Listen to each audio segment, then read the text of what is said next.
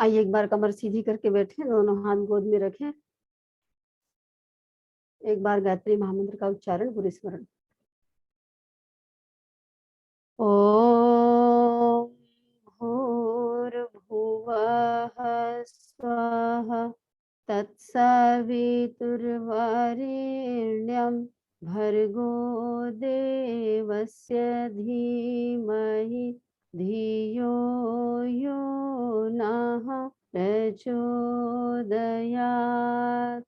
ओम गुरुर्ब्रह्मा गुरुर्विष्णु गुरुरेव महेश्वरः गुरुरेव साक्षात् परब्रह्म तस्मै श्री गुरवे नमः। अखण्डमण्डलाकारं व्याप्तं येन चराचरं तत्पदं दर्शितं येन तस्मै श्री गुरवे नमः।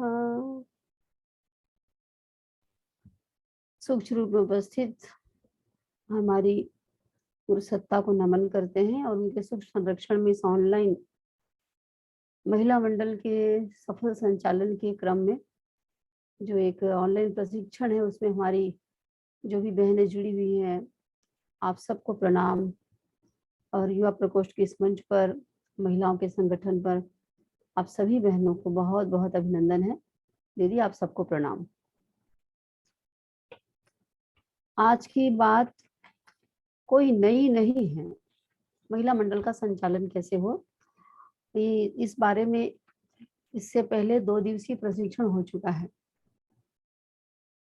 अभी हम ध्यान केंद्रित करेंगे इस बात पर कि अथक प्रयास करके हमारी बहनें कार्यशाला के माध्यम से, यज्ञ के माध्यम से, गोष्ठियों के माध्यम से और घर घर में और गांव गांव में जो संपर्क करने के लिए निकली थी, तो संपर्क के अंतर्गत जो उन्होंने महिला मंडल बनाया, आप लोगों ने जो महिला मंडल बनाया इतना प्रयास करके, बहुत बड़ा काम है अपने आप में, और ये काम आपने पूरा कर लिया है। लेकिन जब तक वो सक्रिय ना हो, जिस उद्देश्य से महिला मंडल का गठन होता है, जिसके लिए हम उसका निर्माण करते हैं, उस काम में जब तक बहनें लग ना जाए तब तक मंडल के निर्माण का उद्देश्य पूरा नहीं होता और आगे हम एक कदम भी नहीं चल पाएंगे। और एक तरह से ये अपने आप को धोखे में रखना हो जाएगा और उन बहनों को भी धोखे में रखना हो जाएगा जिन्होंने मंडल बनाया है, क्योंकि किसी काम का एक उद्देश्य होता है। हम सब जानते हैं कि किस उद्देश्य से हमने महिला मंडल बनाया, और ये तब से शुरू हो गया जब कार्यशाला लगी थी। जिला स्तरीय कार्यशाला से लेकर के ब्लॉक स्तरीय कार्यशाला में एक बड़ी संख्या में महिला मंडल का निर्माण हो चुका है, जो हमारे त्रैमासिक योजना के अंतर्गत था। अभी भी छुटपुट यहाँ वहाँ चल ही रहा है। जिस प्रकार से भी बहनों को काम करने का मौका मिल रहा है, वो बराबर इस काम में लगी हुई है।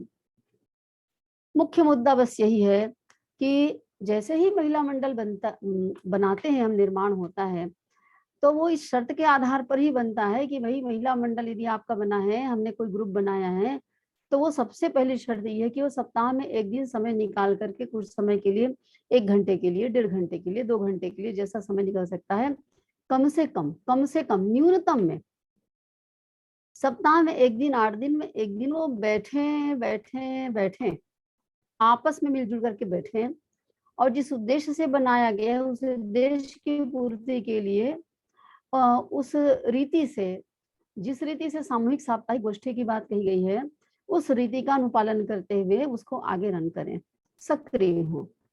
सबसे पहली बात, अगर कोई महिला मंडल है भी और बड़ा बड़ा काम भी अगर कभी कभी कर लेते हैं, वो 24 कुंड यज्ञ भी कर लेते हैं, 5 कुंड यज्ञ भी साल में 1 बार 2 बार करते हैं, लेकिन बाकी वर्ष भर अगर वो बैठते नहीं है आपस में, तो उसको सफल नहीं कहा जाएगा, उसको सक्रिय नहीं कहा जाएगा।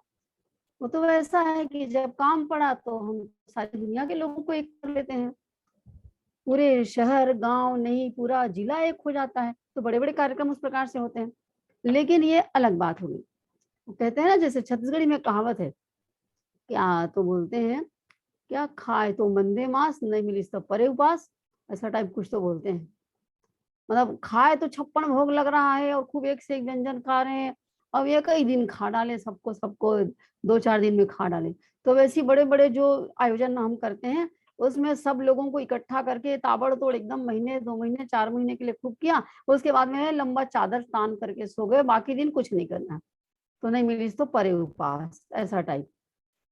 तो ऐसे युग निर्माण का काम तो होगा नहीं, और खासकर वो भी नारी जागरण का काम, तो इसकी तो कल्पना नहीं की जा सकती। तो नियमित रूप से जो गुरुदेव ने अपने दीक्षा के क्रम में कहा है, और हम सब लोगों को याद होगा, याद कीजिए कि जिस दिन हमने दीक्षा ली तो दीक्षा के साथ में कागज भरा होगा। अब आप लोगों ने भरा हुआ कि नहीं भरा होगा, एक पीला रंग का कागज मिलता था और एक गुलाबी रंग का कागज मिलता था। एक में सतप्रति संवर्धन के अंतर्गत कुछ संकल्प लिए जाते थे, ये संकल्प को पूरा करूंगी करके, और एक में जो भी अपनी छोड़ने की चीजें हैं, अवांछनीय चीजें, उनको छोड़ा जाता था। उस दिन से याद कीजिए कि उसमें विशेष रूप से समयदान अंशदान भरा जाता है। तो समयदान के क्रम में नित्य प्रति 4 घंटे का समय होता था, पहले तो कहा गया 4 घंटे का समय। 4 घंटा इंसान करेगा क्या, 4 घंटा बहुत होता है। तो 4 घंटे तक काम करने के लिए जो संकल्पित कराया जाता था, वो यही योजना है, युग निर्माण योजना, यही योजना है जिसमें हम घर घर में संपर्क कर सकें, सप्ताह में बैठ सकें, कुछ कार्य योजना पर चर्चा कर सकें, कुछ तप जप की बातें कर सकें, नियमित क्रम में जिन कार्यों को हमें अपने संपर्क क्षेत्र में करना करवाना है उसकी चर्चा मशविरा कर सके, उसका प्रचार प्रसार कर सके, अपनी बहनों को तैयार कर सके, भाई को तैयार कर सके, यही सब बातें हुआ करती थी। तो 4 घंटे का समय नियमित रूप से देने की बात है। एक साथ इकट्ठे शादी में पार्टी में खा लिए, उसके बाद में आराम से फिर वो बाकी दिन उपवास पड़ा हुआ है, ऐसा वाला काम, ये युग निर्माण का काम नहीं हो सकता है। इससे ये पहले ही स्पष्ट कर दिया गया है गुरुदेव के द्वारा, माता जी के द्वारा बता दिए गए हम लोगों को। तो न्यूनतम से न्यूनतम में तो ये बात आती है भाई कि वो बैठे। अब अभी हम बात करेंगे, क्या बात होगी अभी हम लोग के बीच में, कि भाई उस महिला मंडल के बारे में हमारी बहनें कह रही थी उस दिन कि उसको कैसे नियमित बनाएं। वो बैठते नहीं है, वो बहनें तैयार नहीं होती हैं, बैठती नहीं है, क्या करें। तो इस पर अपन ध्यान केंद्रित करते हैं जरा, और आप लोग अपने मत व्यक्त कीजिएगा। मैं अपनी बात थोड़ा सा पूरा कर लेती हूँ, उसके पश्चात फिर आपस में चर्चा मशविरा के दृष्टिकोण से जो बात निकल करके आएगी, पॉइंट निकल के आएगा, हम उसके अनुसार फिर चर्चा को आगे बढ़ाएंगे। सबसे पहली बात, मैं रेखांकित कर दूं बातों को कि क्या मोटी मोटी बातें क्या है। महिला मंडल के प्रशिक्षण के अंतर्गत भाई बात करेंगे महिला मंडल में नियमित साप्ताहिक बैठक जो हम लोग करते हैं, सामूहिक रूप से साधना, सामूहिक रूप से स्वाध्याय और कार्य योजना पर चर्चा हो, योजना बने जिसके ऊपर हमें काम करना है। ठीक, अब प्रश्न उठता है कौन सी कार्य योजना पर चर्चा करेंगे। कार्य योजना पर चर्चा करना है तो कौन सी कार्य योजना पर चर्चा करेंगे, तो जिसे हम अपने मंडल के माध्यम से चलाने वाले हैं उसके ऊपर चर्चा करेंगे, मशविरा करेंगे। ये दूसरा। अब प्रश्न उठता है ये कैसे निर्धारित होगा कि कौन सी कार्य योजना चलाई जानी है, क्योंकि सब जगह अलग अलग होगा, ये एक समान नहीं होगा। मेरे मंडल में या जिस जिस मंडल को आप मार्गदर्शन करने वाले हैं, तो उस मंडल के द्वारा कौन सी योजना चलाई जाएगी ये निर्धारित कैसे होगा, उनको क्रियान्वित की जाए, कैसे की जाए, कौन सी की जाए, कैसे पता चलेगा, कैसे हम निर्धारित करें। तो ये निर्धारित होगा एक तरह से, आप विचार करेंगे तो समझ में आएगी बात। इसके मापदंड में ये है, एक तो ये कि मेरे मंडल में कितने लोगों की संख्या है। आप जिनको मार्गदर्शन देंगे, आपका स्वयं का मंडल होगा, तो उसमें बहनों की संख्या कितनी है, एक। दूसरी बात, वो जो बहनें हैं वो कितना कितना स्तर तक पढ़ी लिखी हैं, क्योंकि शिक्षा का बड़ा महत्व है भाई, उसके अनुसार कार्य योजना बदल जाती है, उसके अनुसार निर्धारित होती है। तो बहनों की संख्या के साथ साथ उनकी शिक्षा कितनी है और उनकी सक्रियता, उनका समर्पण। सक्रियता तो समर्पण के आधार पर ही होती है, अन्य बातें समान रहने पर। कभी ऐसा होता है कि भाई कोई हारी बीमारी आ गई, कोई ऐसी विपरीत परिस्थिति आ गई, कोई परेशानी आ गई, मजबूरियां आ गई, वो बात अलग है, वो तो हर किसी के ऊपर आ सकती है, कभी भी आ सकती है, उसका कोई समय निर्धारित नहीं है। पर हम यदि आमतौर पर यदि विचार करें तो ये एक सामान्य बात है कि बहनें सक्रिय कितनी है, ये विचार करना पड़ेगा। और सक्रियता का मतलब पहले घर से निकल करके सप्ताह में एक दिन तो बैठने के लिए तैयार हूँ, अपनी बहनों से मिलने की तो मन में ललक हो एक। और ये सक्रियता तब आती है जब अपने गुरुसत्ता के प्रति और अपने अपने साथियों के प्रति, दोनों के प्रति थोड़ा लगाव होता है। विशेष रूप से गुरुसत्ता के प्रति लगाव होता है तो समर्पण पैदा होता है। तो सक्रियता और समर्पण कितना है। और फिर कुछ कार्य से होते हैं जिसमें बहनों की कुछ विशेष रुचि होती है। अब ये सबका अलग अलग रहता है।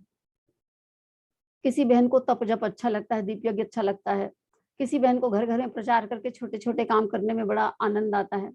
तो किसी बहन को बाल संस्कारशाला में बड़ा आनंद आता है, उसको लगता है नई नई पीढ़ी को संवारा जाए। किसी बहन को परिवार निर्माण की बात अच्छी लगती है, किसी बहन को कोई यज्ञ अच्छा लगता है। तो ये कुछ तो ऐसा होता है कि उनकी रुचियां अलग अलग होती हैं, इस आधार पर भी बदल जाएगा। और भाई ये भी होता है कि पारिवारिक परिस्थितियां अलग अलग होती हैं। किसी को रुचि तो है काम करने के लिए, भीतर में तो है उनके कि मुझे ये करना है, समर्पित है भीतर से, लेकिन उनकी पारिवारिक परिस्थिति ऐसी होती है। हमारी नौकरी पेशा बहनें होती है, व्यवसाय उनका ऐसा, उनका व्यवसाय है, ऐसी उनकी व्यस्तता है कि वो हर काम को नहीं कर सकती। तो इन सारी स्थिति परिस्थिति पर विचार करते हुए ये बात समझ में आती है या निर्णय करना पड़ता है कि कौन सी बहन किस काम को आसानी से कर पाएंगी, है ना दीदी। संख्या के आधार पर कि मेरे मंडल में संख्या कितनी बहनों की, वो क्या क्या पढ़ी लिखी है, मतलब कितना समझ पाती हैं, किसी योजना के बारे में कितना चिंतनशील हैं, कहने का मतलब।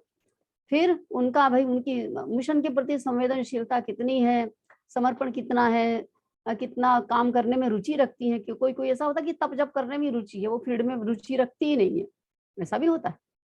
अब है उनका ऐसी बनावट है उनकी, कोई बात नहीं। तो ये सारी बातें हैं, है ना। व्यवसाय में नौकरी पेशा होंगी तो ज्यादातर समय उसका वैसे ही निकल जाएगा, लेकिन उसके साथ साथ समर्पण भी होगा तो नौकरी पेशा होकर के भी, लाख परेशानी होकर के भी, वो ये मैनेज करना उसका काम है, वो वहां भी कर लेगी। ये विचार करना है निर्धारित करने के पहले। किसको विचार करना है, जो मंडल चलाने वाली उसको विचार करना है। और उनको तो विचार करना नहीं आएगा, अभी सिखाना पड़ेगा। तो हमारी जो हम बहनें जो हैं अभी उपस्थित हैं, उन्हें ये बात समझ में आनी चाहिए कि ये विचार के बिंदु हैं। और हम जिस महिला मंडल को मार्गदर्शन करेंगे, वहां की जो समझदार बहन होगी, जो उनकी संचालन करने वाली संचालिका होगी, वो इन बातों को समझे, स्वीकार करे। ये बात समझ में आती है। अब कार्य योजना के बारे में बात करें तो मोटी बात सबसे पहला है कि पूरे अखिल विश्व गायत्री परिवार कहते हैं, पूरे विश्व भर को, अब विश्व में कहाँ जाएंगे, मैं शब्दों में की बात कर रही हूँ। अब हम तो अपने गांव को, अपनी इकाई को, अपने एरिया को जाने। तो घर घर में यज्ञ को, गायत्री को, गायत्री को यज्ञ को, और संस्कार को, गायत्री को, यज्ञ को, संस्कार को किसी न किसी तरीके से पहुंचाना एक काम, बड़ा काम, जो कि मौलिक काम है। और घर घर में पहुंचाने का मतलब क्या होता है, केवल द्वार खटखटाना नहीं। उस घर में जिस भी आयु वर्ग के लोग रहते हैं, बहनें माताएं भी हैं, पुरुष भी हैं, भाई युवा वर्ग के भी हैं, बालक भी हैं, नर नारी सभी हैं। तो सभी वर्ग के लायक जो काम है, जो बातें हैं, वो की जाए और सभी वर्ग को प्रभावित किया जाए। अब सभी वर्ग को प्रभावित कैसे करेंगे, तो यहाँ पर भी थोड़ा विचार करने की आवश्यकता है। लेकिन एक बड़ा काम यही है कि घर घर में गायत्री यज्ञ और संस्कार पहुंचे, वहां पर यथासंभव देवी स्थापना हो। और जैसे पुरानी बात है, गायत्री उपासना, बलिवेश, संस्कार, स्वाध्याय का क्रम प्रत्येक घर में पहुंचे, साहित्य पहुंचे, किताबें पहुंचे, अखंड ज्योति पहुंचे, या कोई भी साहित्य पहुंचे गुरुदेव की। और विचार क्रांति अभियान जिसको कहते हैं, जो सोचने का उनका तरीका, जीवन की शैली, पद्धति, ये जो है किसी न किसी प्रकार से बदले और वो यज्ञ में, गायत्री में हो, संस्कार में हो। एक बड़ा काम और आसान काम जिसमें हमारी प्रत्येक बहन जुट सकती है। सबसे आसान, सबसे प्राथमिक, जरूरी, मौलिक काम, आसान काम, जिसे हर पढ़ी लिखी बहन या कम पढ़ी लिखी अल्प शिक्षित बहन गांव की हो, नगर की हो, शहर की हो, सभी कर सकते हैं। और ये सब घर को चाहिए, चाहे कितना भी विद्वान ज्ञानवान का घर हो, आधुनिक हो, और चाहे वो गांव का रहने वाला सीधा साधा व्यक्ति हो, जिसको पिछड़ा कहा जाता है, चाहे वो हो, चाहे बहुत आधुनिक हो, वो सबके घर के लिए आवश्यक है। अब ये पहुंचना है, प्लस इसके साथ में अब थोड़ी पढ़ी लिखी बहनें हैं, या जिनके घर में बच्चे हैं, ये कह लीजिए, पढ़ी लिखी नहीं, जिनके घर में बच्चे हैं, तो बाल संस्कार शाला में जाने लायक बच्चे होंगे तो बच्चों को वहां लगाया जाए प्रेरित करके। युवा वर्ग के हैं, किशोर वर्ग के हैं, तो उनको किशोर संस्कार शाला में, और युवाओं को युवाओं की गोष्ठी में, युवा शिविर में, उसके लायक अगर हैं तो उनको वहां पहुंचाया जाए, पहुंचाने का क्रम बने।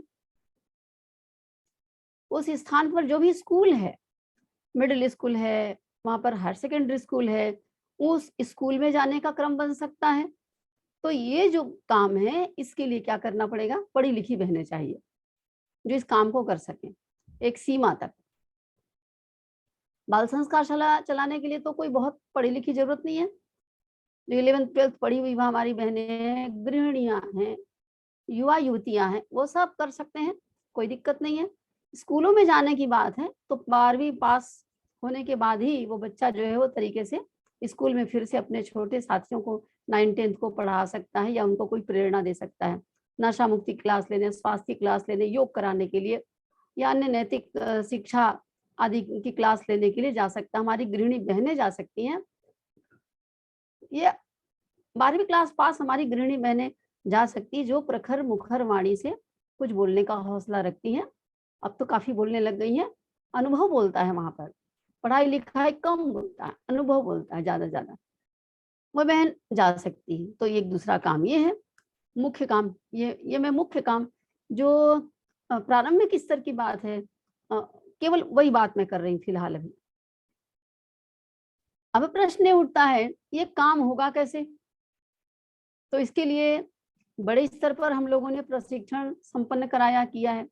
अब जो प्रशिक्षित बहनें हैं, किस काम में प्रशिक्षित बहनें?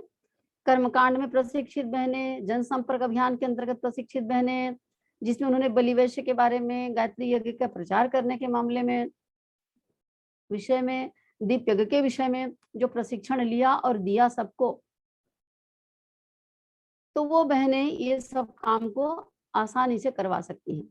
फिर कर्मकांड का प्रशिक्षण लिया और काफी बहनें कर्मकांड को सीख गई हैं, नहीं तो बताएं फिर से, और वो बहनें संबंधित बहनों को कर्मकांड में प्रशिक्षित करेंगी, उन्हें कर्मकांड के लिए तैयार करेंगी, संस्कार कराने के लिए ट्रेनिंग देंगी, कर्मकांड के लिए ट्रेनिंग देंगी, वहीं बैठ करके ट्रेनिंग देंगी जहां महिला मंडल में 5 बहनें, 15 बहनें, 25 बहनें बैठी रहती, वहीं करेंगी।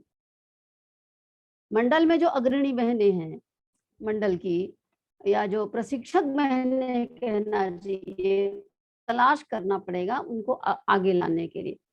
जो मंडल में अग्रणी भूमिका निभाता है, जो समझता है, वो अपने मंडल के लोगों को ही प्रशिक्षित कर सकता है और अपने संपर्क क्षेत्र के दूसरे मंडलों को ही प्रशिक्षित करने के लिए जा सकता है, यदि जा सकने योग्य दूरी है तो अब इसके लिए हमें इस वर्ग की बहनें, इस योग्य बहनों को तलाशना पड़ेगा।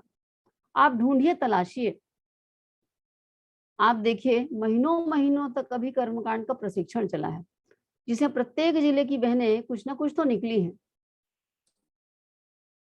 बहुत सी बहनें ऐसी हैं जो ऑनलाइन में जुड़ी तो नहीं, लेकिन वो कर्मकांड संपन्न कराती हैं। आप तलाशेंगे तो मिलेगा आपको कि ऑनलाइन में कभी नहीं जुड़ी वो, और बहुत रिफाइंड उनका कर्मकांड होगा, ऐसा नहीं है, थोड़ी बहुत त्रुटियां हो सकती है, लेकिन वो कोई बहुत बड़ी बात नहीं है। उन बहनों के माध्यम से कर्मकांड भी सिखाया जा सकता है।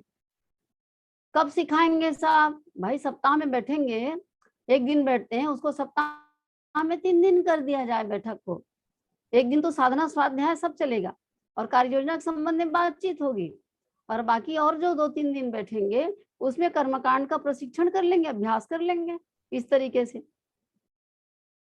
तो इस तरीके से ये काम करना पड़ेगा, प्रशिक्षकों को तलाशना पड़ेगा। जो शिक्षण प्रशिक्षण अभी तक चला, आप लोग जो संपर्क करते रहे हैं, उसमें ये देखना होगा कि कौन सी बहन हमारी बात मानती हैं और किन्हें ये रंग चढ़ा है, किनको भीतर से केसरिया रंग छू गया है, बाहर से तो बात नहीं करते, तो वो बात बन पाएगी। ये मोटी मोटी बात मैंने आपके सामने रखी।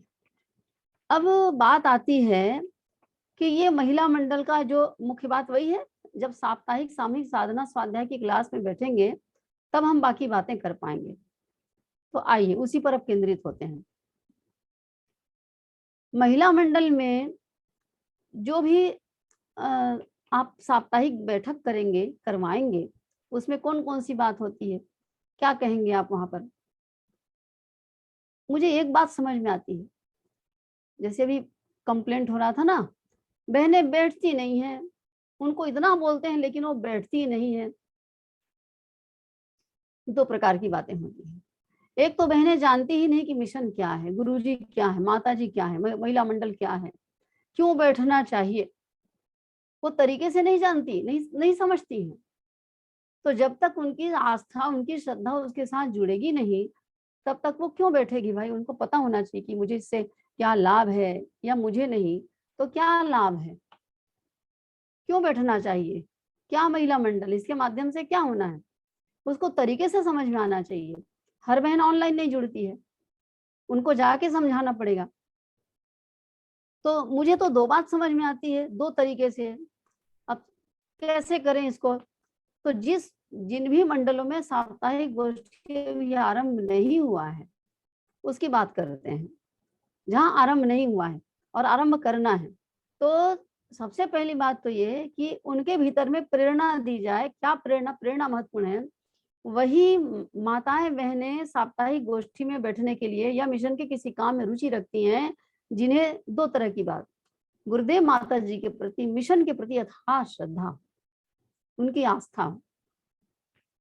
जब वो उस गुरु सत्ता के साथ में जुड़ जाते हैं और जब उनको अपना सर्वस्व समझने लगते हैं, उनके प्रति उनकी आस्था जम जाती है, तो फिर वो हर हाल में कुछ ना कुछ करने को तैयार हो जाते हैं और हमारी बात भी सुनने को तैयार हो जाते हैं।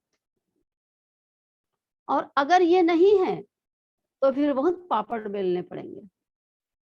एक दूसरी बात और समझ में आती, वो ये है कि गुरुदेव माता जी को तो देखा नहीं उन्होंने, अभी तो उनके बारे में पढ़ना, समझना, जानना वो एकाएक तो संभव नहीं होता, एक बार में ही तो नहीं हो पाता, समय लगेगा उसमें। तो जो करवाने वाला है, महिला मंडल की संचालिका बहन है, या उसमें जो जाती हैं बहनें हैं, या आप हैं जो मार्गदर्शन देने वाली, जो उनको आप फोन पर बात करती हैं, उन्हें किसी काम में आने के लिए, संलग्न होने के लिए आप निवेदन करते हैं, आपके साथ उनके साथ आपस में आत्मीयता भरा संबंध होना चाहिए। आप इस बात को महसूस करते होंगे, जिनसे हमारा आत्मीय संबंध होता है उनकी बातें हमें अच्छी लगती है, उनकी बातों पर हमें भरोसा होता है, हमें उनसे मिलने का, उनको देखने का मन करता है। बातें जो होंगी सो तो होती रहेंगी, वो बात की बात है, लेकिन हम उन पर भरोसा करते हैं, उनसे मिलने में हमें प्रसन्नता होती है, उनको देख सुन करके, आपस में मिल बैठ करके, तो हम उन पर भरोसा करते हैं, इसलिए मिलते हैं। ये मानवीय प्रवृत्ति है। ये मिशन के भीतर, मिशन के बाहर सब जगह एक समान लागू होता है। तो अब उनको जांचना पड़ेगा कि बहनें कब से मिशन में जुड़ी हैं, गुरुदेव के बारे में, माता जी के बारे में, मिशन के बारे में क्या जानती हैं, क्या नहीं जानती हैं। तो अब अपने से तो जुड़ेंगी तो उनकी ही, गुरु सत्ता की ही कृपा है, समझ लीजिए। मिशन से ही उनको जुड़ना है, गुरुदेव माता जी के प्रति उनकी श्रद्धा बढ़नी चाहिए। तो हमें पुरजोर कोशिश ये करनी पड़ेगी आरंभिक स्तर पर कि हम ज्यादा से ज्यादा अपने मिशन के बारे में, अपने गुरुदेव माता जी की महानता के बारे में, मिशन की महानता के बारे में, हमारे मिशन का जो इतना बड़ा महान लक्ष्य है उसके बारे में हम उनको वाकिफ कराएं, इससे महसूस कराएं, समझाएं। एक दूसरी बात, ये इस महान मिशन से जुड़कर, गुरुदेव माता जी से जुड़कर हमारा जीवन और औरों का जीवन कैसे निहाल हुआ है, हमने क्या क्या पाया है, ये भी हम उनको बताएं, समझाएं, ताकि वो समझ में आए उनको कि मैं इसमें जुड़ूंगी तो मुझे भी क्या लाभ होगा, मुझे भी क्या सुरक्षा संरक्षण मिलेगा। इस तरह की बातों पर जब उसको भरोसा होगा, तब उनके भीतर श्रद्धा, आस्था, विश्वास ये जागेगा, और उसके बाद ही हम इस बात में, इस काम में सफल हो पाएंगे, वो तैयार हो पाएंगे बैठने के लिए, घर से बाहर निकलने के लिए। मिशन से जुड़ने के लिए, और गुरुदेव माता जी के द्वारा चाहे गए या अपेक्षित कार्य को करने में तब वो रुचि रखेंगे, तब उनका मन लगेगा और किसी की बात को सुन समझ पाएंगे। और उस लेवल का व्यक्ति भी होना चाहिए। तो उस लेवल का व्यक्ति कहाँ से आएगा समझाने के लिए? कोई नहीं आएगा। आप जो है आप ही हैं, सब सब आप ही हैं उनको पोषण देने वाले। आप उस लेवल की हैं और नहीं है, आपको ऐसा लगता है तो आप पढ़िए, समझिए, जानिए। ये करना पड़ेगा। मेरी समझ में 2 बातें आती हैं, आत्मीयता और आत्मीयता और आत्मीयता। मिशन के प्रति, गुरुदेव माता जी के प्रति श्रद्धा, विश्वास, मिशन के प्रति लगाव, और आपस में बहनों की आपस में आत्मीयता भरा संबंध, और एक ऐसा संबंध जो उनको लगे कि हाँ, हम सब गुरुदेव माता जी के बच्चे हैं, आपस में गुरु भाई गुरु बहन हैं। ये जो एक अनुभव होता है, अनुभूति होती, फीलिंग्स होती है, वो उनमें होनी चाहिए। अगर ये है तो निश्चित रूप से वो इसमें रुचि रखेंगे। अब ये हो गया, चलिए इसके बाद में क्या होगा? आरंभ करने का तरीका, एक तरीका ये हुआ, और इसी के साथ में दूसरा तरीका ये कि अब जब शुरुआत करेंगे ना तो सीधे सीधे शांति कुंज का हवाला दिया जाए। ये स्वर्ण जयंती वर्ष है, इस महान गुरु सत्ता का स्वर्ण जयंती वर्ष चल रहा है, हमारी शांति कुंज की स्थापना का, जो कि इंसान को भगवान बनाने के लिए, हैवान को इंसान बनाने के लिए, इंसान को भगवान बनाने के लिए, देवता बनाने के लिए जिस महान मिशन को सृजन किया गया है, और शांति कुंज जो कि ये महामानव बनाने की टकसाल है, उसका उसका स्वर्ण जयंती वर्ष है ये। और उस स्वर्ण जयंती वर्ष में गुरुदेव माता जी को, गुरु सत्ता को, जिनके प्रति हमारी इतनी श्रद्धा और इतना विश्वास है, उनको कुछ समर्पित नहीं करेंगे, देंगे नहीं? तो कमर कस लीजिए, नवंबर दिसंबर 2022 ये जो जब तक चल रहा है तब तक के लिए कम से कम इतने दिनों में उसकी आदत बन जानी चाहिए। उनको ये हवाला दीजिए। क्या हवाला देना है? स्वर्ण जयंती वर्ष 2022 हमारे शांति कुंज का। उसमें हमें अपनी वंदनीय माता जी को, गुरु सत्ता को, गुरुदेव को एक सार्थक श्रद्धांजलि समर्पित करनी है। उसके लिए हमें सक्रिय होना है, एक। और दूसरा, इस समय में 21वीं सदी नारी सदी का परचम लहरा रहा है, इसमें पिछड़ ना जाना आप। प्रत्येक बहन जो इस भूमंडल पर है, प्रत्येक बहन, और अगर मिशन का है, मिशन में हमारी कोई बहन है, तब तो उसकी बड़ी जिम्मेदारी हो जाती है कि वंदनीय माता जी के सपनों को साकार करने के लिए, गुरु सत्ता के सपनों को साकार करने के लिए, नारी होने के नाते ये जो उनको अमूल्य वरदान मिला हुआ है, तो वो नारी होने के नाते अपनी जिम्मेदारी समझे, उसको निभाए। आने वाले समय में उनकी बहुत जरूरत है, तो आप अपनी गुरु सत्ता को नहीं दोगे, जो कि हमारी रक्षा कवच है, सुरक्षा कवच है, जिनसे हम प्राण पाते हैं, प्राण पीते हैं, जिनसे हमारे जीवन बना हुआ है, तो किनके प्रति जिम्मेदार और ईमानदार बनेंगे हम? ऐसे उनसे भावनात्मक बातें करके, और ये कोई लुभाने के लिए नहीं है, ये वास्तविकता है। ये कोई ऐसा तो है नहीं कि उनको जबरदस्ती कुछ बोल रहे हैं। तो उनसे ऐसी संवेदनशील बातें करके, ऐसी भावनात्मक बातें बता करके उनकी श्रद्धा को, उनकी भावना को उभारा जाए और उनको जोड़ा जाए उसके साथ में, और उनको कसम खिलाई जाए कि भाई आपको सप्ताह में 1 दिन निकल के बैठना पड़ेगा। कुछ करने लायक नहीं है तो 1 दिन बैठिए, कम से कम आप 1.5-2 घंटे के लिए आ जाइए, बस इतना ही करिए। बाकी क्या करना आपको घर बैठे बता देंगे कि घर में बैठ करके आप ये कर लीजिए। ये शुरुआत की जाए। तो ये जो प्रश्न आप लोगों ने किया था कि बैठती ही नहीं है बहनें, तो उनको बताइए। फिर जो बाल संस्कार शाला में युवाओं के लिए जो हमारे पास योजना है, बच्चों के लिए जो योजना है, परिवार में किस प्रकार की परिस्थितियां भी आजकल चल रही हैं, हर व्यक्ति हैरान हलाकान परेशान है। परिवार में ही नहीं, पूरे समाज में चारों तरफ कैसी विपन्नताएं, कैसी मतलब चिंतन की विकृति फैली है, कितनी परेशान है लोग, अच्छे लोग कितने कितने परेशान है। उनका हवाला दे करके उनको बोलिए कि ये जो हम एक साथ बैठ करके साधना स्वाध्याय करते हैं, ये सुरक्षा कवच है, सुरक्षा कवच। कि यहाँ केवल भजन कीर्तन बैठने करने के लिए हम लोग एक साथ नहीं बैठते हैं, ये सुरक्षा कवच है। तो आपको अपने परिवार को, अपने बाल बच्चों को इसी घेरे में, उसके संरक्षण में, गुरुदेव के संरक्षण में आपको लाना है कि नहीं लाना चाहते हैं कि नहीं लाना चाहते हैं। जिन्होंने लाया उन्होंने बहुत कुछ पाया, और उनका उदाहरण दीजिए।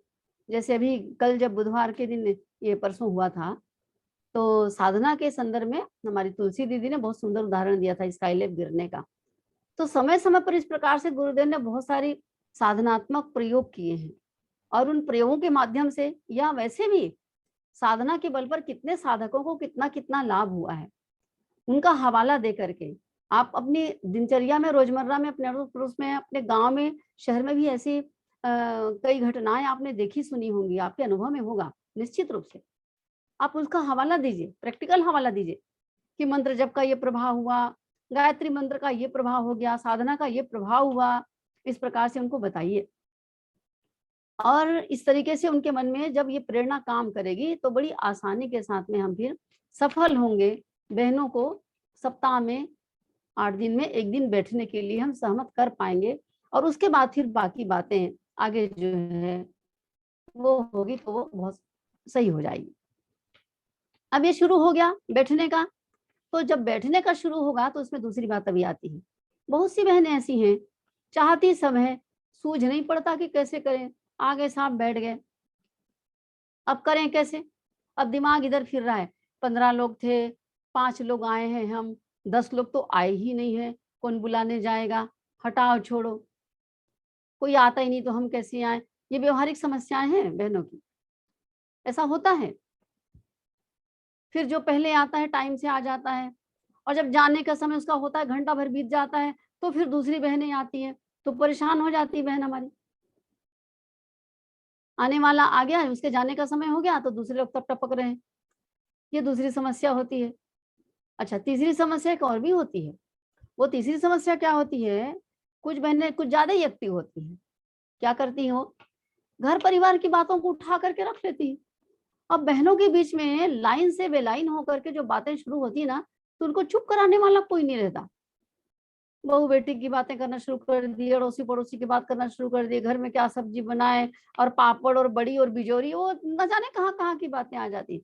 तो जो चिंतनशील बहनें होती उनको ये बड़ा भारी पड़ता है। उनको लगता है क्या जी वहां जा करके ये सब बातें होती है, कौन जाए वहां पर, हटाओ छोड़ो, ऐसा भी होता है।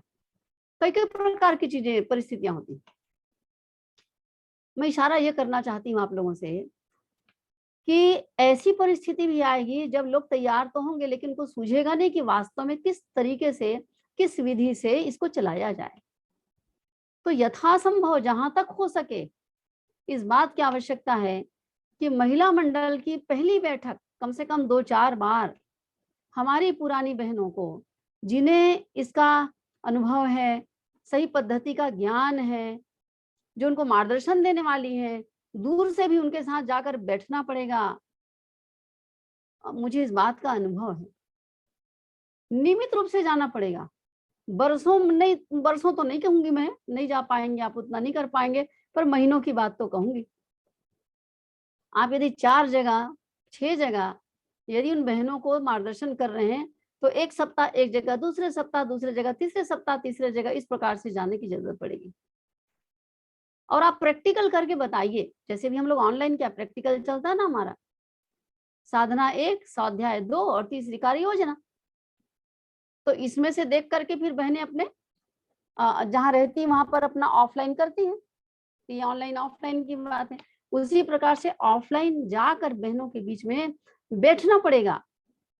उनको स्पष्ट समझ में आना चाहिए, शुरू में क्या बोलते हैं, गुरुदेव माता जी का मंत्र बोलते हैं, गायत्री माता का मंत्र बोलते हैं, फिर साधना शुरू हो जाती है, फिर 24 गायत्री मंत्र बोलना है, फिर 5 मिनट के 10 मिनट के लिए मौन साधना करनी है और उसमें भाव क्या करना है ये भी जरूरी है बताना। जैसे ऑनलाइन भी देखिए अभी आप लोग कराते हैं साधना ना, तो साधना में ये तो बताते हैं कि साधना बहुत अच्छी होती है, ऐसा होता है, वैसा होता है, वैसा होता है। लेकिन समूह साधना किसे कहते हैं, एक उद्देश्य के लिए, एक मन बना करके, एक लक्ष्य को सामने रख करके जब सारे साधक, सारी बहनें साधना करेंगी, वो 5 मिनट या 24 गायत्री मंत्र, तब सबका समूह मन बनेगा और तब जाकर के हम कहेंगे कि हाँ ये फलवती होगी। तो सबके उज्जवल भविष्य के लिए, सबके सन्मार्ग चलने के लिए, सबकी सद्बुद्धि के लिए एक बात तो ये हो गया, लेकिन इसके साथ साथ सबके घर परिवार में सारे सदस्य सुखी रहें, ये सुरक्षा कवच हम सबको इसका संरक्षण मिले, सबके घर में अमन चैन हो, कोई परेशान ना हो, इस प्रकार का भाव रखते हुए हम महामृत्युंजय मंत्र, गायत्री मंत्र, मौन साधना, 24 गायत्री मंत्र, ये सारा का सारा संपन्न करें। ये बोल करके करने करवाने की जरूरत है। उसके बाद आएगा आपका स्वाध्याय का क्रम। तो स्वाध्याय किस, उसका विषय क्या होगा, कितनी देर का होगा, और क्या उसके तरीके, उसकी विधि क्या होगी ये बताना पड़ेगा। साधना की भी विधि बतानी पड़ेगी, क्रम बताना पड़ेगा। कहीं ऐसा ना हो कि अच्छा लगता करके 2-3 भजन ही शुरू में गाते गाते अपना 20 मिनट का समय बिता दिया, क्योंकि ऐसा होता है, जैसा मन करता वैसे करते हैं। तो भाई एक संगीत कर लिया, थोड़ा टाइम लगा लिया, आने वाले लोग आ जाएं तब तक के लिए, तो 1-2 संगीत पर्याप्त होता है। 1-2 संगीत करने के बाद अपनी साधनात्मक क्रम जो है उसको पूरा करना है उसी तरीके से जैसे हम लोगों ने सीखा है, गुरुदेव ने जो बताया उस विधि से। लंबा लंबा दीप्य की किताब निकाल करके खूब लंबी चौड़ी चीजें करने की आवश्यकता नहीं है उसमें। फिर स्वाध्याय के क्रम में अब आप उनको समझाइए, पहले तो स्वाध्याय करा देंगे, आप प्रैक्टिकल करा रहे हैं तो स्वाध्याय करा देंगे आप। अब हर बार जब स्वाध्याय कराना है तो स्वाध्याय कैसे कराएंगे, किस किताब से कराएंगे, किस विधि से कराएंगे, कैसे उसका मनन चिंतन करते हैं, किया जाता है। उनको पढ़ते भर नहीं है, बल्कि ऐसे पढ़ते हैं जैसे सबको समझ में आए। ना तो बहुत स्लो पढ़ते हैं, ना तो बहुत फास्ट पढ़ते हैं एकदम तेज गति से। सबको समझाते हुए पढ़ते हैं, जैसे उनको कंधे में हाथ रख करके गुरुदेव की वाणी कही जा रही है ऐसे। और एक पैराग्राफ या एक पेज पढ़ करके उसका सारांश निकालते हैं कि इस बात का मतलब ये है। उसको उनके व्यक्तिगत या पारिवारिक या जो हमारी वर्तमान परिस्थिति होती है उसके साथ में जोड़ करके, और फिर जो बहनें जुड़ी हुई हैं वो कितनी पढ़ी लिखी हैं, किस प्रकार का उनका जो मानसिक स्तर है, उसको सामने देख करके भी इसका एक्सप्लेन किया जाता है, विषय को चयन किया जाता है। ये बताने की जरूरत है उनको। ये कह देने से कि सप्ताह में एक दिन बैठिए, गुरुजी की किताब पढ़िए, स्वाध्याय करिए, बात नहीं बनेगी, उनको समझ में नहीं आता, करके बताना पड़ता है। अगर कार्यकर्ता स्तर की अच्छी खासी प्रज्ञा पाक्षिक पढ़ा जा सकता है, अन्यथा गुरुदेव की छोटी छोटी जो किताबें उनके प्रवचन है, प्रवचन भी लंबा चौड़ा होता है, एकदम लंबा होता है, वो अनुपयुक्त होता है, क्योंकि एक बार में समाप्त नहीं होगा। स्वयं पढ़ करके कुछ अंडरलाइन करके, जिससे कि आधे घंटे में समाप्त हो ही जाए, और फिर उनको सारांश निकाल करके फिर से बताएं, उनको विचार व्यक्त करवाएं, या विचार व्यक्त करने लायक उनका लेवल नहीं है तो हमारी जो बहन कर सकती है ये वो करें, 1-2 मिल करके करें। इस तरह से पढ़ी लिखी बहनें वहां पर तो उनको इस काम को समझा दें कि दीदी स्वाध्याय आप हर समय ये आप करवा सकते हैं, साधना ये बहन करा सकती है, और उनको जिम्मेदारी दीजिए, मैं प्रत्येक सप्ताह तो नहीं आऊंगी, तो आप साधना कराएं, आप स्वाध्याय कराएं, और कार्य योजना के बारे में इस प्रकार से बातचीत करने करके ये जिम्मेदारी देनी पड़ेगी उस बहन को जो मिशन के प्रति समर्पित दिखाई दे रही हैं, थोड़ी समझदार हैं, आपकी बातों को जो समझ रही है, समर्पण भी है, जिसमें थोड़ा अनुभव है अगर, तो बड़ी अच्छी बात है। अन्यथा पढ़ी लिखी बहन को आप समझा सकते हैं, वो ज्यादा समझते हैं, और फोन पर उसको बार बार आप पूछ सकते हैं, बता सकते हैं, इस तरह से। अब रही कार्य योजना की बात। अच्छा, किताबें कौन सी चयन करेंगे साहित्य में स्वाध्याय के लिए? जो ऋषि चिंतन है अपना गुरुदेव वाला, या उनका प्रवचन है, इस तरह की चीजें जो सरल हो, समझने में सरल हो, जो एक या तो समझने में सरल हो वो ठीक रहता है, या तो वर्तमान में भी जो चल रहा है, जैसे अभी गृह यज्ञ, एक बात की बात, गृह यज्ञ चल रहा है, होना यह चाहिए यज्ञ की महत्ता के बारे में स्वाध्याय किया जाए। कल भी वैसी करना था, यज्ञ की महत्ता क्या है, प्रतिदिन यज्ञ करने से क्या फायदा है, कितनी अधिक नेगेटिव एनर्जी का नाश होता है, पॉजिटिव एनर्जी घर में आती है। मतलब इस प्रकार की चीजें जो सामयिक है उस समय की, तो वो फायदेमंद रहता है। उस विषय को उस सप्ताह के लिए हमें स्वाध्याय के लिए चयन करना चाहिए, और उस प्रकार की किताब रखनी चाहिए। हम अपनी बहनों को मोड़ना चाहते हैं गुरुदेव माता जी की तरफ, उनके प्रति श्रद्धा पैदा करना चाहते हैं, तो गुरुदेव माता जी के बारे में ज्यादा से ज्यादा उनको बताएं। अद्भुत किंतु आश्चर्य करके जो किताब है ना, आपने पढ़ा होगा, देखा होगा, अद्भुत आश्चर्य किंतु सत्य, ऐसे करके। और गुरुसत्ता की है झलक झांकी, गुरुसत्ता की झलक झांकी करके एक अच्छी मोटी किताब है, तो उसमें सारी घटनाएं हैं, उसको चमत्कार कह सकते हैं, चमत्कार भी कह सकते हैं। गुरुदेव माता जी के बारे में समझने का मौका मिलता है, वो श्रद्धा संवर्धन में इतना कारगर है वो किताब, बहुत ही शानदार। जरूर, बल्कि अपने प्रवचन में, अपने वक्तव्यों में उसमें से हमेशा ही एक दो घटनाओं का उल्लेख करना चाहिए, बड़ा फायदेमंद है। आप पढ़ के देखिए, हमेशा अपने पास रखिए, कुछ कुछ पढ़ लिया करिए और उसको चयन कर लिया करिए कि इस समय ये बात बताने के काम आएगा, इस समय ये बात बताने के काम आएगा। तो उसमें गुरुदेव माता जी के प्रति श्रद्धा, मिशन के प्रति श्रद्धा, यज्ञ के प्रति श्रद्धा, अलग अलग घटनाएं रहती है, उसके आधार पर साहित्य के प्रति श्रद्धा, हर प्रकार की घटना आपको मिलेगी। वो बहुत कारगर है, उसका सहारा ले सकते हैं। और कार्य क्या करना है कार्य योजना के संबंध में, तो मैं तो यही कहना चाहूंगी कार्य योजना के संबंध में कि भाई वही बात आती है कि जिस परिवेश में जो परिवेश है वहां का, गांव है, कस्बा है, नगर है, कैसा कैसी जगह है, एक दूसरा दूसरी बात कि हमारी मंडल में किस तरह से पढ़ी लिखी बहनें कितनी है, अल्प शिक्षित है, सामान्य है, उनके पास कितना समय है। यदि रविवार को समय निकाल सकती बाल संस्कारशाला के बारे में उनको बताना, उनको प्रशिक्षण देना, उनको उसके लिए उनको सहमत करना, ये बड़ा फायदेमंद होगा। हर महिला मंडल में एक बाल संस्कारशाला महिला मंडल की ओर से चलना ही चाहिए। गुरुदेव ने कहा है, किताब में लिखा है, बाल संस्कारशाला इस तरह से चले, उस किताब में स्पष्ट उल्लेख है। गुरुदेव कहते हैं कि प्रत्येक महिला मंडल, प्रज्ञा मंडल, शक्तिपीठ, प्रज्ञापीठ में एक बाल संस्कारशाला अवश्य चलना चाहिए। राष्ट्र की भलाई के लिए चाहे करोड़ों रुपए लगा दिया जाए, लेकिन वो इतनी भलाई का काम नहीं कर सकते जितने की एक बाल संस्कारशाला चलाने या उनकी व्यवस्था बनाने में करते हैं, और वो होता है राष्ट्र की भलाई का काम। अब बताइए कितनी बड़ी बात कही गुरुदेव ने। और इसीलिए उन्होंने कहा है कि प्रत्येक शक्तिपीठ, प्रज्ञापीठ, प्रज्ञा मंडल, महिला मंडल, युवा मंडल, जो भी समझदार व्यक्ति है मंडल के अलावा भी, उनको अपनी प्रतिभा का लाभ अपने नई पीढ़ी को देना है। तो बाल संस्कारशाला चलाइए, बाल संस्कारशाला कह लीजिए, किशोर संस्कारशाला कहिए, कुछ भी कह लीजिए आप, जहां पर जिस चीज के लिए अनुकूलता हो, जिसकी संभावना बनती हो, उसके लिए उनको तैयार करना है। अगर हमारे मंडल में, आपके मंडल में पढ़ी लिखी बहन है, ये काम कर सकती है, कोई कॉलेज पढ़ी, आजकल तो सब बहू बेटियां पढ़ी हुई है, बिना पढ़ी तो कोई रहती नहीं है। गांव गांव में एकदम बीहड़ क्षेत्र मान लो बिल्कुल दूर दराज है, तो वहां पर भले ऐसा हो सकता है, लेकिन अधिकांश जगह पढ़ी लिखी बहू बेटियां सब मिल जाती है।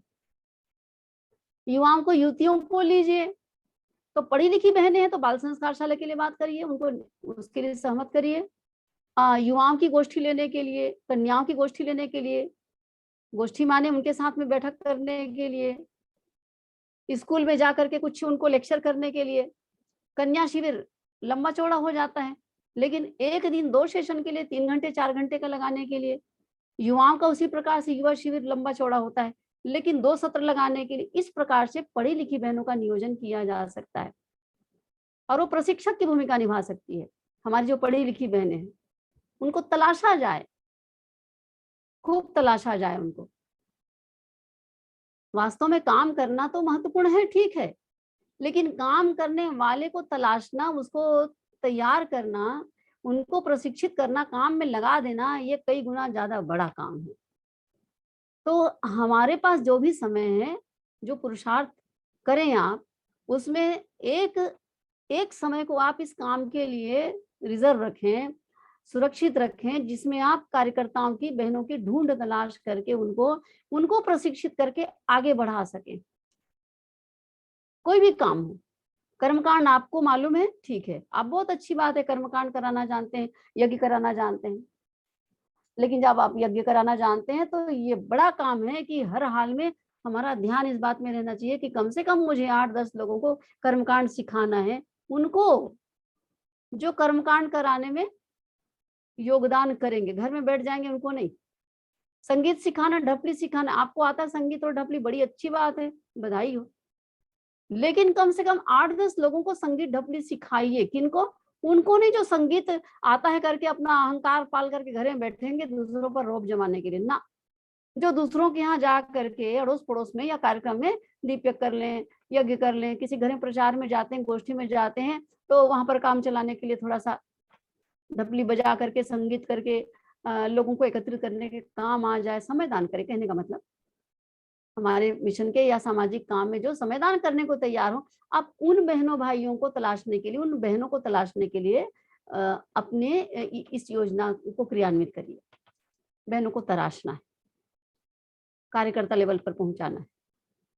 इतने काम हैं, इस प्रकार के काम। ये काम बैठे बैठे तो होगा नहीं, आपको आगे बढ़ना पड़ेगा, आपको फील्ड में जाना पड़ेगा और एक समय को निर्धारित निश्चित करना पड़ेगा कि मुझे अपने महीने में या सप्ताह में इतने दिनों को, मतलब योजनाबद्ध तरीके से चलना पड़ेगा, इतने दिनों को मुझे इस काम में लगाना है। करके सर्वे करना पड़ेगा, कितने लोग हैं जो मेरी बातों से सहमत होंगे, कहाँ तक की बहनें हैं, किस लेवल की बहनें हैं, ये तलाशना पड़ेगा और तब जाकर के बात बनी। ये मैं मोटी मोटी बात कर रही हूँ आप लोगों से। तो मोटी मोटी बात ये मेरी थी और मैं समझती हूँ कि अब इस बात पर अपन आगे चिंतन मनन करें आपस में और फिर अपन आगे बढ़ें। तो महिला मंडल के माध्यम से ही सारे काम होते हैं, छोटे से छोटा और बड़े से बड़ा।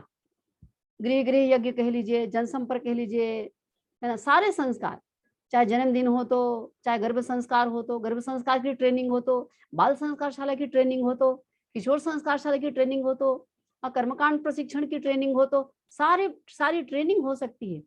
कहाँ होगी? शक्तिपीठ की कोई जरूरत नहीं है, अगर है तो बड़े भाग्यशाली हैं आप, मुबारक हो आपको, बधाई हो। ये घरों में बैठ करके होता है, जहां कहीं भी 10 बहनें 15 बहनें बैठ सकती हैं, वहां पर हमारा प्रशिक्षण सत्र चलता है, चल सकता है। हमारी अनेक बहनें हैं जिस प्रकार से प्रशिक्षण चलाती हैं, क्योंकि सब लोग शक्तिपीठ तक पहुंच नहीं पाते ना, सब लोग को अनुकूल नहीं बैठता जाना आना, जाने आने में बहुत समय लगता है, सब बहनें इसके लिए समय नहीं निकाल पाती। तो जो जहां है मंडल, इसीलिए कहते हैं कि भाई एक अगर मंडल हो जाए तो ये गांव में कम से कम एक मंडल बन जाए तो बहुत अच्छा। जब बहनें परिपक्व होती हैं, समय देने योग्य होती हैं, तो एक मंडल जो है कम से कम आसपास के 5 गांव को संभालने का काम कर सकती है। 5 गांव को, मतलब ये उसका क्षेत्र है, 5 गांव की जागीरदार महिला मंडल, ये मंडल के युवाओं के बीच में काम करने के लिए मंडल का ही है, उनके लिए यही निर्धारित किया गया। तो इस तरीके से हम अपने मंडलों को तैयार करें। अब कैसे करेंगे उनको, ये तो भीतर की बात हुई, शुरुआत कैसे करेंगे? तो या तो वहां तक जाएं, प्रत्येक मंडल में जाने लायक आपको लगता है कि वहां जाना ही पड़ेगा, बहुत दूर दराज है में है, और बस उस मंडल की बहन जो है वो एकदम से यहाँ पर 20 किलोमीटर में नहीं आ सकती, तो आप वहां जाइए, या कोई भी बहन चली जाए, आप अकेले जा सकते हैं, 2 की संख्या में जा सकते हैं। सब जगह सब प्रकार की बात एक जैसे नहीं होती है, सब बदलती है बातें, सबकी परिस्थितियां अलग अलग होती हैं। और किन के माध्यम से जाएंगे? तो जो वहां पर पहले ही गायत्री परिवार का है, कोई जरूरी नहीं कि कोई बहन गायत्री परिवार की होगी, कोई भाई हो सकते हैं, कोई वृद्ध, कोई वयोवृद्ध, कोई व्यक्ति हो सकते हैं जो प्रभावशाली है, या जो वहां का कोई प्रभावशाली कोई पंच सरपंच भी हो सकता है। उनके माध्यम से आप, गायत्री परिवार के माध्यम से आप किसी न किसी तरीके से उस गांव को पकड़िए, बहनों को पकड़िए, उनका विश्वास जीतिए। और मंडल की, एक महिला मंडल की मुखिया बहन, कम से कम मुखिया बहन, और उसके साथ 1-2 सहयोगी बहनों की भी, उनका नाम और उनका पूरा डिटेल, मतलब उनका नाम और उनका फोन नंबर, उनके व्हाट्सएप नंबर विशेष रूप से आपके पास रहना चाहिए। मैं नहीं कहती कि 10 लोग हैं तो 10 के नंबर होने चाहिए, ये हमेशा संभव नहीं होता और जरूरत भी नहीं है। आप वहां की मुखिया बहन के नंबर आप अपने पास रखें, आपके पास लिस्ट होनी चाहिए। आपके संपर्क क्षेत्र में जितने भी महिला मंडल का मार्गदर्शन आप करना चाहते हैं, उन सारी बहनों का डिटेल आपके पास रहना चाहिए। और प्रत्येक मंडल में कम से कम 2-3 बहन का नंबर आपके पास होना चाहिए। हमेशा किसी बहन को लगता नहीं, कई बार ऐसा होता है कि उनका पर्सनल नंबर नहीं साहब, उनके घर में नहीं लगता, तो पड़ोस में जाना पड़ता है, किसी और को बोलना पड़ता है, तो इसको नहीं लगा तो उसको लग जाए कम से कम, तो 2-3 बहनों का नंबर आपके पास रहना चाहिए। दूसरी बात, प्रत्येक मंडल की उन बहनों को कम से कम सप्ताह में एक बार बिना काम के आप फोन करके दुआ सलाम करिए, उनको प्रणाम नमस्कार करिए, हाल चाल पूछिए, कुशल क्षेम, वैसी बिना मतलब की बात करिए एक बार। अब फिर दूसरी बार में उनको काम काज के बारे में कुछ पूछिए, कुछ बताइए, सप्ताह में क्या कर रहे हैं दीदी, बैठेंगे, ऐसा है वैसा है, जो भी कहना चाहते हैं काम की बात तब करिए। उनको लगे कि केवल काम बताने वाले नहीं, केवल काम बताने वाला अधिकारी होता है, केवल काम बताने वाला। और आत्मीय लोगों की बात को सुनी जाती है। कोई किसी का अधिकारी तो है नहीं, अधिकारी कर्मचारी वाली बात है नहीं, कोई किसी की बात को क्यों सुने, सबसे पहली बात तो यही है। हाँ, गुरुदेव माता जी के प्रति, मिशन के प्रति अथाह श्रद्धा भावना है, शांति कुंज के प्रति, तो किसी की भी बात को सुनी जाती है। अच्छा ये करना है, गुरु जी का आदेश है, माता जी के लिए काम करना है, तब उसको गंभीरता से लेंगे, तो बात अलग है। लेकिन फिर भी इतना भी मिशन के प्रति श्रद्धा विश्वास है, तब भी गुरुदेव के प्रति श्रद्धा है, बहुत अच्छी बात है, हमारी प्लस पॉइंट है। लेकिन जो मार्गदर्शन करने वाली बहन, उसके साथ उनकी आत्मीयता जब होती है, तो उसकी क्वालिटी कई गुना ज्यादा बढ़ जाती है, आपके काम की क्वालिटी बढ़ जाती है, उसमें स्थिरता आती है, आपको बहुत आगे आगे की बातें भी पता चलेगी। तो आपस के संबंध को आपको स्थायी बनाने के लिए, पुख्ता बनाने के लिए, हमारा जो काम हम करना करवाना चाहते हैं, उसके स्तर को बढ़ाने के लिए, बनाए रखने के लिए दीदी, हमें बिना मतलब, बिना काम के बात करनी पड़ेगी, आत्मीयता को बढ़ाना पड़ेगा, और उन्हें भी यही सिखाना पड़ेगा। अभी आपस में जो लोग मिलके रहेंगे, मतलब एक दूसरे के प्रति प्रेम की भावना रहेगी, सहने की, सहनशीलता की भावना रहेगी, जो सह पाएंगे वो लोग बहुत लंबा आगे चल पाएंगे, आपस में भी लंबा चल पाएंगे, और मिशन में भी बहुत ऊंची उड़ान भर पाएंगे। ये उन्हें बताना पड़ेगा, और यही बात सत्य है। इसीलिए तो संगठन की बात होती है ना, ये संगठन का मुद्दा है। ये दो पक्ष होते हैं, एक संगठन जो आपस की आत्मीयता प्रेम की बात हो रही है, वो संगठन वाली बात है, और दूसरी कार्य योजना होती है जिसमें कि हम क्या काम करेंगे। एक के बिना दूसरा अधूरा है, बिना संगठन के कोई काम स्थिर रह नहीं पाएगा, और बिना काम के कोई संगठन स्थायी नहीं रह पाएगा। दोनों चीजें चाहिए। संगठन होता है काम के लिए, और काम करना है तो संगठन पहले बनाना ही पड़ेगा। तो दोनों चीजें एक दूसरे की पूरक है, हमें दोनों लेवल पर सोचना पड़ेगा, दोनों लेवल पर काम करना पड़ेगा। तो ये महत्वपूर्ण बात मुझे समझ में आती है। अब आप लोग अपनी बात करेंगे, बताइए, अपने अनुभव के आधार पर बताएं, चाहे वो प्रश्न हो चाहे सुझाव हो, आप अपने सुझाव भी दे सकते हैं। हमारी बहुत सारी बहनें फील्ड में बहुत शानदार काम करती हैं, बहुत बहुत गहरा अनुभव है उन लोगों को। तो प्रश्न भी आप कर सकते हैं, आप उस प्रश्न का जवाब में सुझाव भी दे सकते हैं। हमारे पास आधा घंटा है, मैंने 1 घंटा लिया, लगभग 50 मिनट लिया मैंने। तो आगे आप लोगों से निवेदन करूंगी, हमारी अमृता बहन, रुक्मणी बहन है, आगे देखें।